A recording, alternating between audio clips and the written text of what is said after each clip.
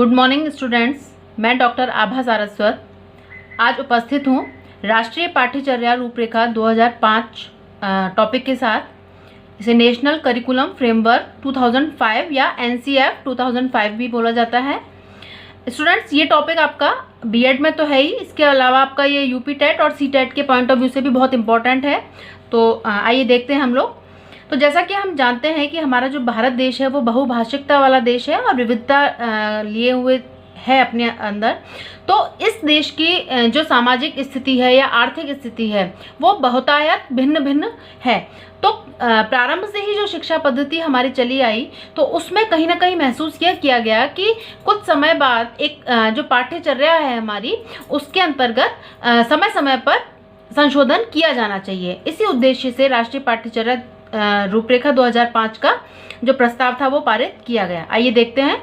भारत जैसे बहुभाषिकता एवं विविधता वाले देश में विद्यालय शिक्षा कैसी हो, इस प्रश्न का उत्तर पाना उन सभी के लिए आवश्यक है जो देश के बालकों की शिक्षा के प्रति सरोकार रखते हैं। क्योंकि किसी भी देश की जो सुदृढ़ व्यवस्था है या जो उसकी नींव है वो क्या है, वहाँ की शिक्षा व्यवस्था। तो शिक्षा व्यवस्था, विद्यालय शिक्षा कैसी हो ये जानना हम सबके लिए और जो शिक्षा विशेषज्ञ हैं उनके लिए बहुत आवश्यक है कि शिक्षा की जो पाठ्यचर्या है वो किस प्रकार की हो।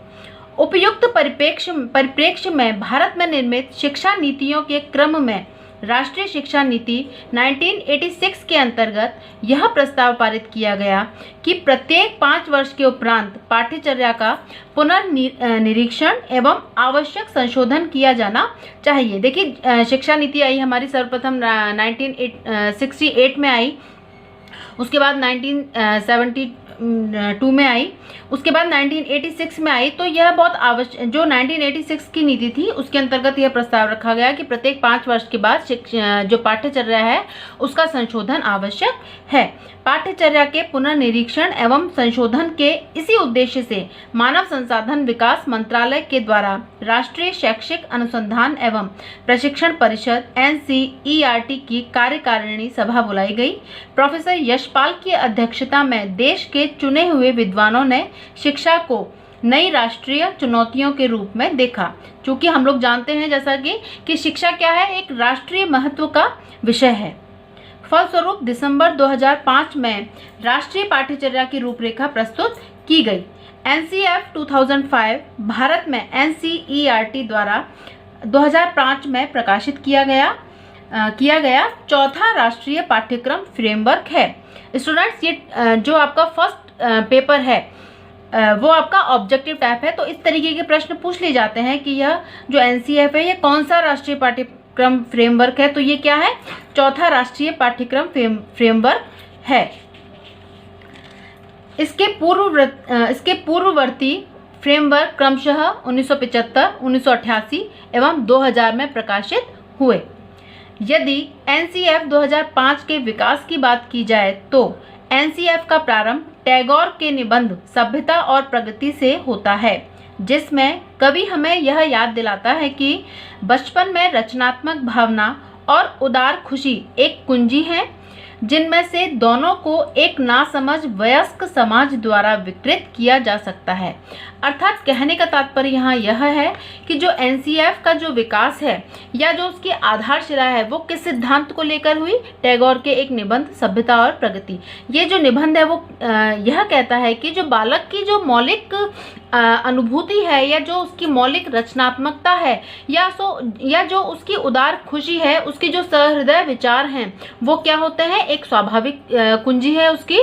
लेकिन अब यह निर्भर करता है हमारे वयस्क समाज पर कि क्या वो उसकी रचनात्मक भावना और उदार खुशी को सकारात्मक रूप प्रदान करते हैं या उसको विकृत कर देते हैं। तो शिक्षा का उद्देश्य क्या है कि बालक की जो मौलिक रचनात्मक भावना है और उसकी जो उदार खुशी है उसको हम सकारात्मक रूप प्रदान करें और उसको सही तरीके से उसका विकास किया जाए।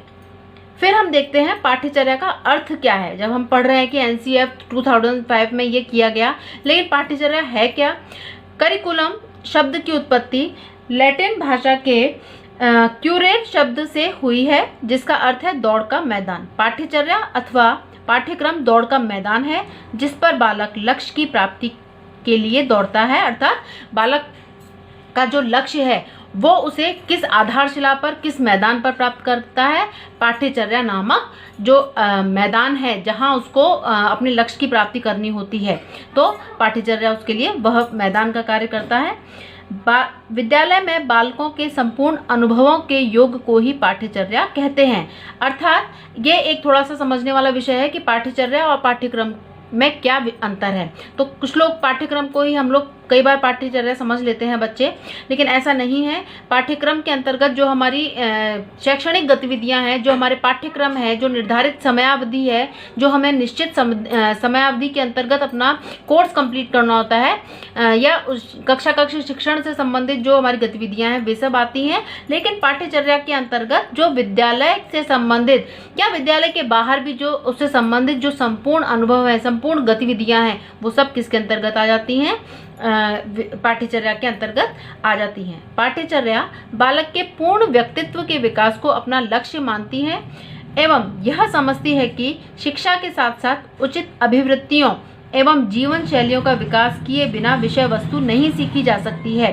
अर्थात कहने का तात्पर्य यह है कि बालक को भले ही आप कक्षा में, क्लासरूम में कितना भी बैठ के उसको आप कोर्स कंप्लीट करवा दीजिए या पढ़ा दीजिए, किंतु जो उसकी स्वाभाविक अभिवृत्तियां हैं, एप्टीट्यूड्स जो हैं उसके, और जीवन शैली जो है, जीवन की जो बिंदु है कि जीवन एक कला है कहा जाता है, तो जीवन किस प्रकार जिया जाए, इस प्रकार इसकी जो मौलिक कुछ बिंदु होते हैं और अभिवृत्तियां हैं जो कि हम कक्षा शिक्षण के बाहर भी उसको सिखा सकते हैं। तो यदि ये सब हमारे जीवन में नहीं होगा तो सिर्फ क्लासरूम टीचिंग से हम लोग जो जीवन को जीने के लिए आवश्यक चीज़ें हैं वो नहीं सीखी जा सकती हैं, या कोई विषय वस्तु नहीं सीखी जा सकती है। कहीं ना कहीं विषय वस्तु को भी हमें अपने बाह्य जीवन से कनेक्ट करना होता है। पाठ्यचर्या एक ऐसी रूपरेखा है जिसमें शिक्षा के किसी विशेष चरण पर शिक्षा के लक्ष्य, विषय वस्तु एवं उसका विस्तार, सीखने सिखाने की विधियों एवं रणनीतियों के लिए संकेत शामिल हैं। अर्थात किसी पर्टिकुलर चरण की हम बात करते हैं या किसी पर्टिकुलर स्टैंडर्ड की बात करते हैं, किसी पर्टिकुलर कक्षा की बात करते हैं, उस स्तर पर शिक्षा के लक्ष्य क्या हो। क्योंकि जैसा हम जानते हैं, जैसे जैसे बालक की आयु बढ़ती है, जैसे जैसे शिक्षा का स्तर बदलता है, पूर्व प्राथमिक है, फिर उच्च प्राथमिक है, माध्यमिक है, तो जैसे जैसे स्तर में परिवर्तन होता है वैसे वैसे शिक्षा के लक्ष्य भी बदलते हैं, विषय वस्तु भी परिवर्तित होती है, उसका विस्तार भी होता है। सीखने सिखाने की जो विधियां होती हैं, जहां हम बचपन में खेल की विधियों द्वारा सिखाते हैं प्राथमिक स्तर पर, वहीं हम उच्च प्राथमिक या माध्यमिक स्तर पर हर विषय को खेल की विधि द्वारा नहीं सिखा सकते हैं। इसी प्रकार जो स्ट्रेटजी है, हमारी रणनीतियां हैं सीखने के लिए, वे सब परिवर्तित होती हैं। तो ये सब क्या आ जाता है? पाठ्यचर्या के अंतर्गत आ जाता है कि बच्चे को विद्यालय के अंतर्गत संपूर्ण गतिविधियां जो हैं वो किस प्रकार सिखाई जाए और उनके माध्यम से जो उसका पाठ्यक्रम है, जो क्लासरूम टीचिंग है, वो भी प्रभावित होती है। तो ये पाठ्यचर्या के अंतर्गत आ जाता है। फिर है राष्ट्रीय पाठ्यचर्या रूपरेखा 2005 के अंतर्गत 5 अध्याय सम्मिलित किए गए हैं जो निम्नलिखित हैं। ये भी पूछा जाता है एग्जाम में कि कितने अध्याय हैं, तो यहाँ है 5 अध्याय। पहला है परिप्रेक्ष्य। परिप्रेक्ष्य यानी उसका संदर्भ क्या है, इस पाठ्यचर्या रूपरेखा का संदर्भ क्या है, इससे पूर्व कितनी जो भी रूपरेखा आई, इसका उद्देश्य क्या है इत्यादि। सीखना और ज्ञान, सीखना और ज्ञान किस प्रकार का हो, ये इसका सेकंड अध्याय में बताया गया है कि हर ज्ञान को सीखना, ज्ञान और सीखने में जो अंतर है, जब ज्ञान हमने प्राप्त कर लिया लेकिन जब तक हमने अपने जीवन में उसको नहीं उतारा तो वो हम सीखना नहीं कहा जाएगा। थर्ड है पाठ्यचर्या का क्षेत्र क्या हो, स्कूल की व्यवस्था किस प्रकार की हो और उसका आकलन, इवैल्यूएशन किस प्रकार किया जाए। फोर्थ है विद्यालय और कक्षा का वातावरण किस प्रकार का हो ताकि बच्चे का जो बालक का और इस शिक्षा व्यवस्था का जो लक्ष्य है वो प्राप्त किया जा सके। और व्यवस्थागत सुधार यानी बालक की आवश्यकताओं, उसकी रुचियों, शिक्षा पद्धतियों को आवश्यक ध्यान में रखते हुए जो व्यवस्थागत सुधार हैं, संस्थागत सुधार हैं, उनको किस प्रकार से बढ़ावा दिया जाए। तो इन चीज़ों से कहीं ना कहीं स्पष्ट होता है कि एनसीएफ का जो मुख्य उद्देश्य है वो जीवन एवं ज्ञान के मध्य की दूरी को कम करना था ताकि विद्यार्थी का चहुमुखी विकास हो सके। यानी जीवन और ज्ञान, हमने ज्ञान प्राप्त कर लिया लेकिन यदि हम उसको जीवन में नहीं उतार पा रहे हैं तो जो ये जीवन और ज्ञान में जो गैप है इसको हमें कम करना ही इसका एनसीएफ का उद्देश्य था। अब ये बहुत इंपॉर्टेंट है, राष्ट्रीय पाठ्यचर्या रूपरेखा 2005 के मार्गदर्शी सिद्धांत बताए गए हैं। 5 सिद्धांत हैं, गाइडिंग प्रिंसिपल्स। तो देखते हैं। फर्स्ट है connecting knowledge to life outside the school, अर्थात ज्ञान को विद्यालय के बाहरी जीवन से जोड़ना, सिर्फ विद्यालय के अंदर तक ही सीमित ना हो, बल्कि जो बालक के जो स्वयं के अनुभव हैं उसको वो ज्ञान के साथ, विषय वस्तु के साथ जोड़ सके, ताकि वो अधिक से अधिक सीख सके। दूसरा है enriching the curriculum so that it goes beyond text books, अर्थात पाठ्यचर्या पुस्तक केंद्रित ना रह जाए, अपितु बालक के चहुमुखी विकास के लिए उसको क्या किया जाना चाहिए, व्यवहारिक बनाया जाए। सिर्फ हम पुस्तक के अनुसार उसको निश्चित समयावधि में समाप्त करना ही उद्देश्य रखें तो यह ठीक नहीं होगा, बल्कि उसको थ्योरेटिकल के साथ साथ उसको प्रैक्टिकली नॉलेज भी देना आवश्यक है।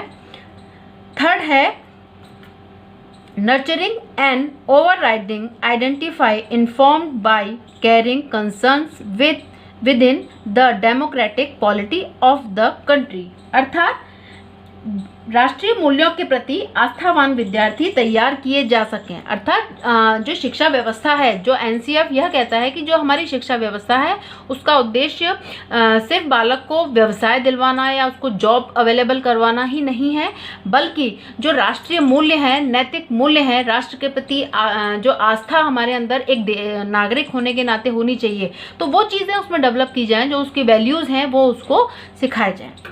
नेक्स्ट है making examinations more flexible and integrating them with classroom life, अर्थात जो हमारी परीक्षा प्रणाली हो वो कैसी हो, फ्लेक्सिबल हो, लचीली हो, और कक्षा कक्ष को गतिविधियों से जोड़ा जाए। सिर्फ कक्षा कक्ष ऐसा नहीं हो कि हम बिल्कुल अनुशासन के पॉइंट ऑफ व्यू से उसको हम ऐसा ना बना दें कि जहां बालक अपनी रुचियों को, अपनी अभिवृत्तियों को या अपनी अभिव्यक्तियों को अभिव्यक्त न कर पाए, अपितु हमारी जो क्लासरूम टीचिंग होनी चाहिए वो कैसी होनी चाहिए, एक्टिव होनी चाहिए, सक्रिय होनी चाहिए, विभिन्न गतिविधियां होनी चाहिए, ताकि बालक अधिक से अधिक सीखे और रुचि ले।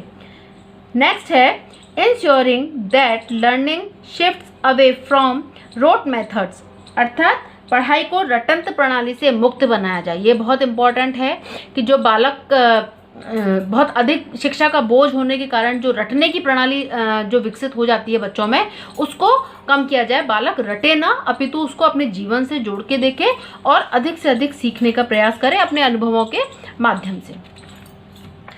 ये वही 5 बिंदु हैं जिनकी हम पीछे चर्चा कर रहे थे।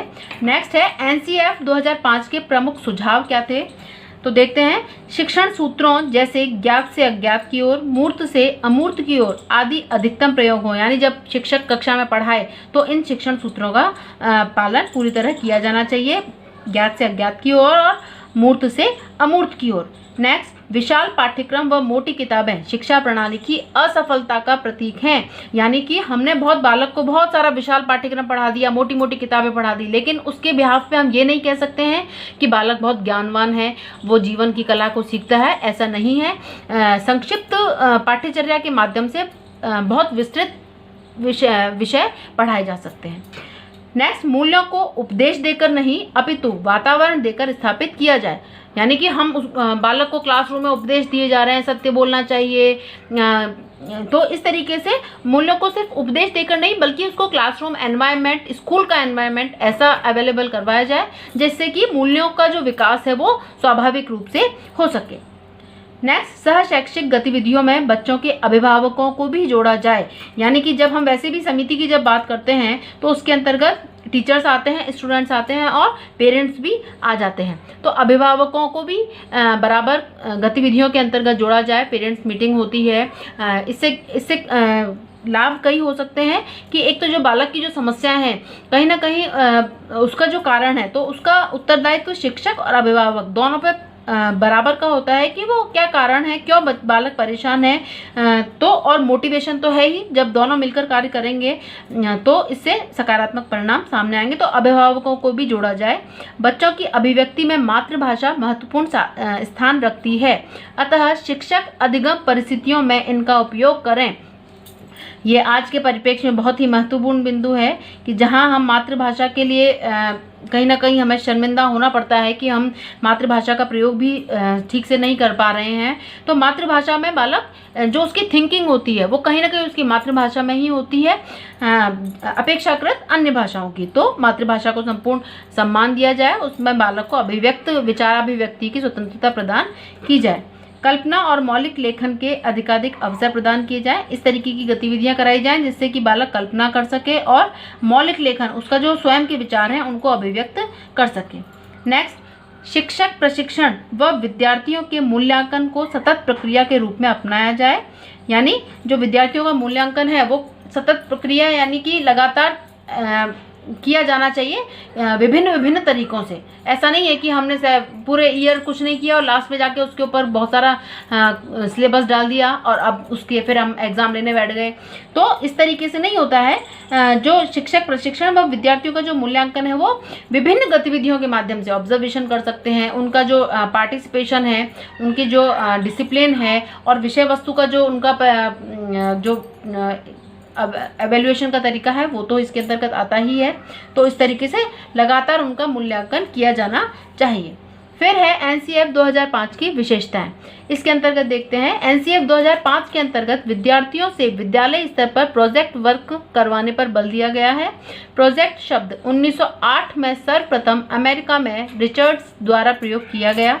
यानी प्रोजेक्ट वर्क बालक स्वयं करेगा और सीखेगा। यह 2 विशिष्ट शिक्षण सूत्रों का पालन करता है, ज्ञात से अज्ञात और मूर्त से अमूर्त।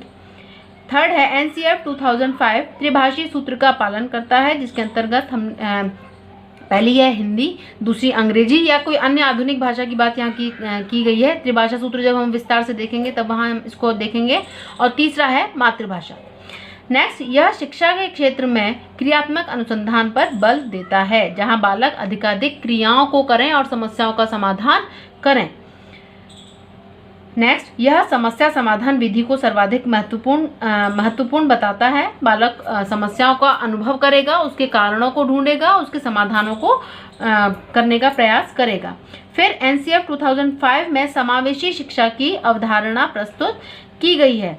यानी समावेशी शिक्षा यानी कि सीमित संसाधनों में विभिन्न आवश्यकताओं वाले विद्यार्थियों को संतुष्ट करना। जब हम एक साथ सीमित संसाधनों में विभिन्न आवश्यकताओं वाले विद्यार्थियों को संतुष्ट कर सकते हैं, कर पाते हैं विभिन्न समान शिक्षण विधियों के द्वारा, समान अन्य जो सुविधाएं हैं उनके द्वारा, तो वो क्या कहलाता है? समावेशी शिक्षा। इसका भी अपने आप में एक टॉपिक है, इसके लिए अलग से वीडियो बनाया जाएगा। फिर नेक्स्ट है नवीन शिक्षण विधियों पर बल दिया गया है। निरंतर और व्यापक मूल्यांकन की व्यवस्था यहाँ की गई है। फिर है कुछ पाठ्यक्रम निर्माण के सिद्धांत। जब पाठ्यक्रम निर्मित किया जाए तो किन सिद्धांतों को उसमें ध्यान में रखा जाए? पहला है बाल केंद्रित पाठ्यक्रम हो, चाइल्ड सेंटर्ड पाठ्यक्रम की बात हम करते हैं। उपयोगी हो, पाठ्यक्रम कैसा हो? बाल केंद्रित हो, साथ में अनावश्यक ना हो, बालक के लिए भावी जीवन में उपयोगी हो। लचीलेपन का, फ्लेक्सिबल होना चाहिए, रिजिड नहीं होना चाहिए, बालक की रुचियों उसके मानसिक स्तर के अनुसार होना चाहिए। क्रियाशीलता का सिद्धांत, ऐसा पाठ्यक्रम हो जिसमें बालक स्वयं सक्रिय हो सके, गतिविधियां करवाई जा सकें अधिकाधिक, जैसा भी कंटेंट की डिमांड है उसके अनुसार। फिर है क्रमबद्धता का सिद्धांत, एक क्रम होना चाहिए। पाठ्यचर्या जब निर्धारित की जाती है, बनाई जाती है, तो उसके अंतर्गत एक निश्चित क्रम होना चाहिए। ऐसा नहीं है कि पहले हमने कोई विषय वस्तु पढ़ा दी फिर हम जंप करके किसी अन्य पर, तो एक सीक्वेंस होता है। जैसे छोटे बच्चों की भी हम जब बात करें तो पहले क्या किया जाता है, जब हिंदी की बात की जाती है तो पहले उसको वर्ण पढ़ाया जाता है, अक्षर पढ़ाया जाता है, शब्द और फिर वाक्य। सीधे हम वाक्य लिखना नहीं सिखा सकते हैं, तो एक ये सीक्वेंस होना चाहिए। फिर है व्यापकता एवं संतुलन का सिद्धांत, यानी जो किसी भी जब हम विषय चरण की बात करते हैं, किसी स्तर की बात करते हैं, तो विषय वस्तु कैसी हो? व्यापक हो, आवश्यकता अनुसार। ऐसा नहीं है कि हम उस पर एक्स्ट्रा बर्डन डालेंगे, लेकिन आवश्यकता अनुसार उसकी आवश्यकताओं, उस विशेष आयु वर्ग की आवश्यकताओं को पूर्ण करे, लेकिन डिसबैलेंस नहीं होना चाहिए, संतुलन होना चाहिए। तो ये एक इसके पाठ्यक्रम के कुछ निर्माण के सिद्धांत इन्होंने बताए हैं। नेक्स्ट, विभिन्न विषयों से सहसंबंध का सिद्धांत, यानी कोई भी हम जब हम किसी भी विषय की बात करते हैं, भाषा हो, चाहे इतिहास हो, चाहे विज्ञान हो, चाहे गणित हो, कोई भी विषय जो है अपने आप में स्वतंत्र नहीं है, बल्कि हर विषय, प्रत्येक विषय अन्य विषय से कहीं ना कहीं कनेक्ट करके हमें बालक को पढ़ाया जाना चाहिए।